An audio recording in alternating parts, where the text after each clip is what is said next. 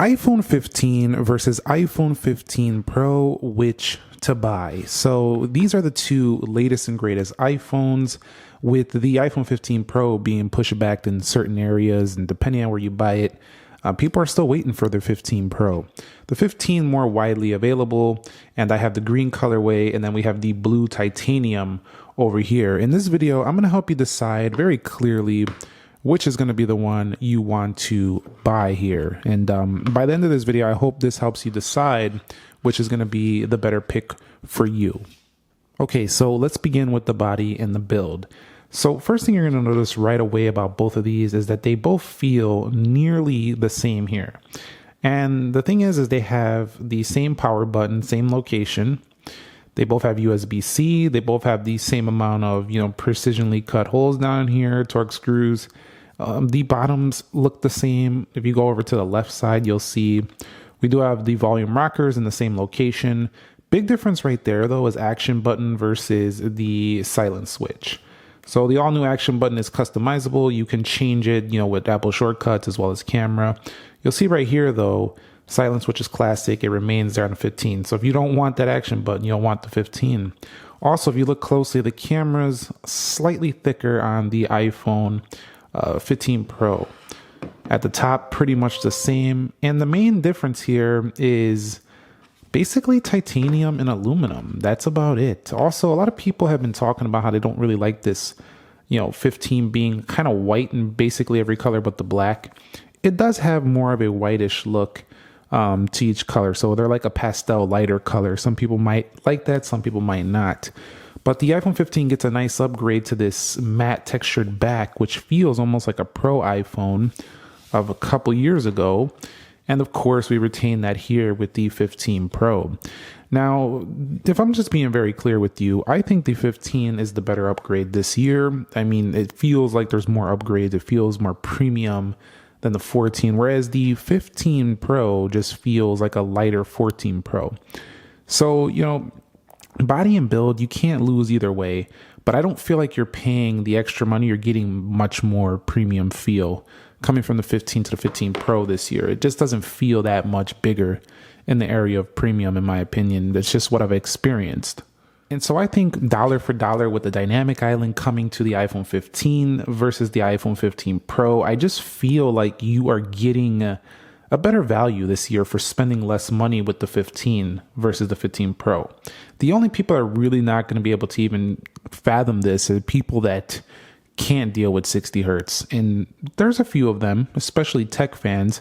But the majority, I've seen people playing with the iPhone 15s in the store. There's a lot of people buying 15s, 15 pluses. So if you're okay with that, you're going to be fine here. This still looks like the latest model with Dynamic Island. But the 15 Pro, also very nice with the thinner bezels. You'll see right there. So if you like thinner bezels, you'll like that one. But overall, I do think just total design build, I think the bigger upgrade this year is for the people with the base model. If you've seen the 14 Pro, it's very similar to that with slightly reduction in the bezel. So when it comes to the displays, there's not a major difference this year besides 120 hertz. Because now the iPhone 15 gets the same brightness basically as the iPhone 15 Pro. It hits like 2000 nits. It has the same PPI. The only difference is literally the 120 hertz. So you could probably see it here. It's a little bit choppier. But again, you'll only really see this when you are comparing these side by side. In terms of brightness outdoors, both of them are easily legible. And this is why I say it still feels like a good value here, because I'm paying $200 to $300, sometimes with taxes, $400 less for an iPhone 15. And I'm getting nearly the same experience, same brightness, same size screen, similar battery life. The 15 feels like a pretty decent value here. With the 15 Pro, of course, giving you a high-end display, but it doesn't really push itself so far ahead that it feels majorly worth it. But ProMotion is a separator. You're paying for that higher refresh display. I do think we're going to see a higher refresh next year on the base model 15s. But for this year, you really just have to decide between one thing. Can you deal with 60 hertz? If so, you'll like the 15. If you cannot, you have to get 15 Pro or save some money and get 14 Pro of last year or 13 Pro if you don't want to, buy the latest and greatest. So when it comes to software, there is one separator here. This phone has the A17 Pro chip. This phone has last year's A16 Bionic chip. So if you are looking to have an extra year of software update, you'll probably want the 15 Pro. It also ups the RAM to 8 gigabytes. And so what that means is that as iOS in the future, well, way down in the future, becomes more powerful, you'll have more power to sustain your phone a little bit longer. So if you're that long haul type of user, you want the Pro series. If you're a long haul user, but you plan to upgrade within 4 to 5 years, your iPhone 15 will still be fine. The only thing is that it has last year's chip, so it might get one less update. That's a little thing. Now, when it comes to the rest of the software, you're literally hopping through the same exact experience. And this is what really separates iOS from the competition, is the software's polish. I mean, it doesn't matter what other Android manufacturers do. Apple has been refining the software and polishing it over the years. And while it is simple and some people think it's very basic and there's not a lot going on and it's not super customizable, it's not that fun to use, there's a level of polish that's unmatched. It's the animations, it's the app quality, it is the quality of software updates that come over the several years, and they come in more consistently, more regularly, and more consistently across the entire iPhone lineup. That is what really separates the iOS experience. But the experience here, not very different. You'll go into settings here. You'll see because of action button, there is an extra section for action button. This is a software enhancement you won't get on iPhone 15. But if we scroll down and we go to, let's find it here, camera. In the camera section, there are a couple of differences here just because you have an extra lens. Go into formats here, you'll see they can both do this here. But you have this Pro default and the Pro Res. So if you're into this higher end camera stuff, which I would say probably majority of users aren't actually using, you'll still want this phone if you're a Pro user. But see, the thing is that the iPhone 15 still gives you 4K 60 recording. It also still gives you the ability to record slow-mo in the same resolution. You can also do cinematic on the regular 15.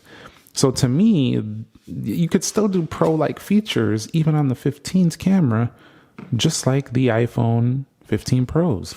You just have a little bit more extensive RAW control and stuff like that on the iPhone 15 Pro. You also get the 2x zoom and 3x, but you don't get the 5x like the 15 Pro Max. And so for that reason, if this had the 5x, I would feel like it was a better deal. But I'm kind of disappointed that they didn't put the 5x in the regular Pro. Performance-wise, I got to be clear with you. If you really crave performance, get the 15 Pro. It feels faster because of the refresh, and it also is faster because of the A17 chip. Although that overpowered chip does sometimes make this phone a little toasty. The 15 doesn't get super toasty whatsoever. The A16 has had several months of updates as well with different applications, so it's a little bit more ready out of the box. Whereas the 15 Pro, still doing some optimizations for certain apps. The 15 is just ready to go. It's ready to rock.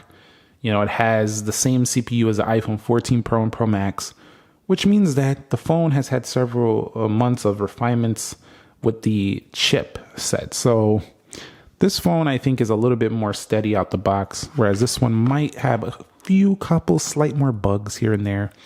But in a couple of months, those will all be fixed as well. And as we get more updates rolling in, the 15 Pro, though, from a sheer performance standpoint, easily the winner. Stay tuned, though, because I plan to do a speed test comparison between these to see how much of a difference we really see.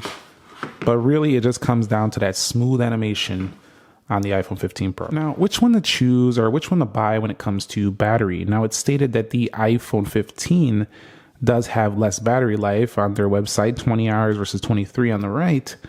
I don't really experience that. I feel like both of these get about the same battery life. That is to say, a full day, charging every single night easily, not extending into the second day unless you never touch your phone. But if you use your phone quite a bit, both of these phones easily make it a day, with the 15 Pro not being nearly as impressive as a 15 Pro Max, and this one not even close to an iPhone 15 Plus. So you gotta go to the big boys if you want more battery. But I can say it's safe to say that either way you go here, it's pretty much a wash. There's only probably 8 hours difference between them, leaning towards the Pro. But it's really difficult to tell. Both of these just get through the day, and they leave you with maybe under 20% at the end of the day if you're using it kind of heavy. The truth is, though, is that if you're trying to finish with 50, 60%, like a lot at the end of the day, and you forget to charge, you want to wake up with some battery, you got to get the bigger models. You just got to with those, with that type of usage. So either way you go here, you're going to be fine with battery. Keep in mind, though, that the iPhone 15 Pro's USB-C is a 3. This is a 2 on the left, which means that transfer speeds are 20 times faster on the iPhone 15 Pro. That actually makes it a Pro because Pro users like to transfer a lot of content from their phones to their iPads to their Macs to their laptops or whatever. It's going to be much slower on the iPhone 15. However, if you're just using a phone as a phone or you're just airdropping things, it's not going to be a big issue for either phone. So it just depends on your usage. Both support wireless charging, so no issue there, and they both have the same 5G performance. Both of these are also compatible with MagSafe. So any type of MagSafe connector you have, you can just prop that on the back. There's a little cheap one I have right here, a little stand. You can hold it like that. You can charge it. You can get car accessories. Let's grab this right here. Another one. Bang, you're in there. So yeah, MagSafe, it's great on both phones. It's a really nice addition to basically having any iPhone with MagSafe. It just makes it convenient if you buy the accessories for it. I did forget to mention in display section, always on is a definite advantage if you like always on displays. Personally, I don't, because I don't need to see the time 24/7. But if you like to see the notifications and you like to see the time a lot, always on display is a real advantage for the iPhone 15 Pro. And so we also have a weight advantage to the regular 15. So we are looking at 171 grams.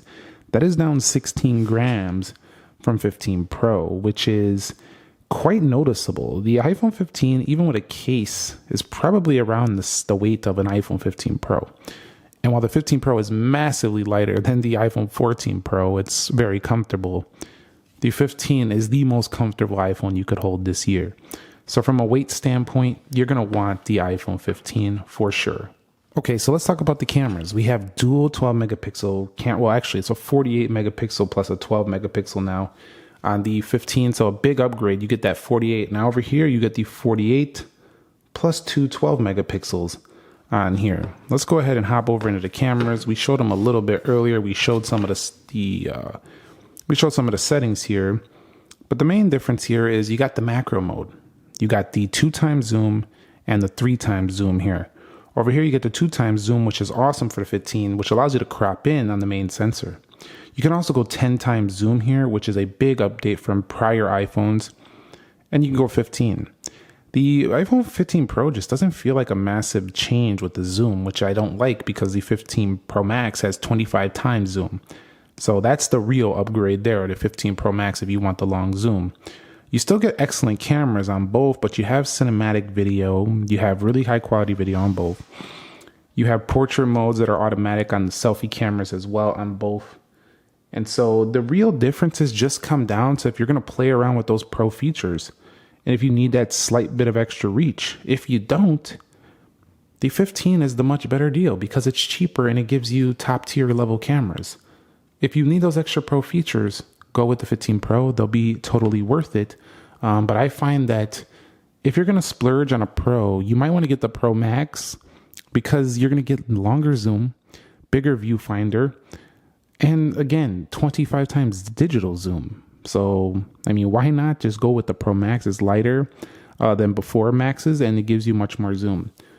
Like this one feels like a little bit of a sacrifice because they didn't put the same exact zoom as they did on the 15 Pro Max. And so the front-facing cameras are exactly the same. The only difference is you can do ProRes video. Again, I don't think 99% of people are going to be using ProRes video. The 1% camera fanatics out there will.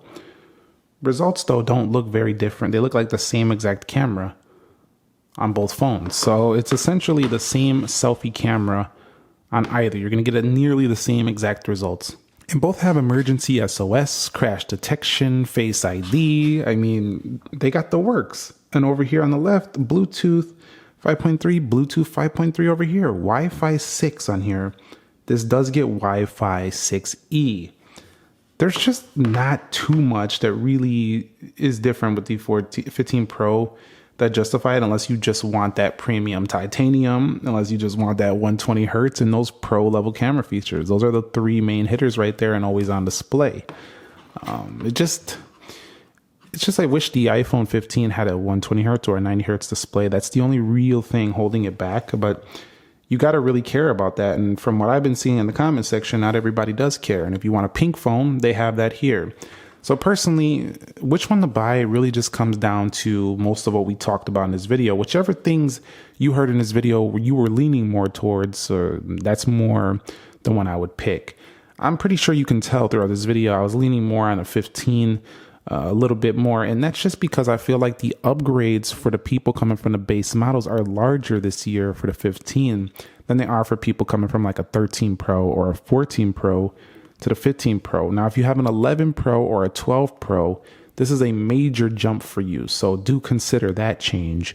And I'm not trying to take anything away from the 15 Pro. It's still a really great iPhone. It's just not as good as a 15 Pro Max because less battery life and less zoom. I really like when they just make them exactly the same, just one is smaller, but this one is slightly less zoom and less battery life than the 15 Pro Max. So either way you go, you're going to win here with either phone. You got great options this year. The 15 Pro is really, I think you should just really get it if you're going to take advantage of the features, or you just really like the high-end chip, the high-end stuff that comes in here. But I think most people will be very satisfied and happy with picking the iPhone 15 or 15 Plus. So thumbs up if you enjoyed the comparison. Let me know if you want to see anything else when it comes to these iPhone 15 comparisons that I haven't covered down below in the comments. I'll catch you on the next episode. Nick here. Be sure to be well, and peace.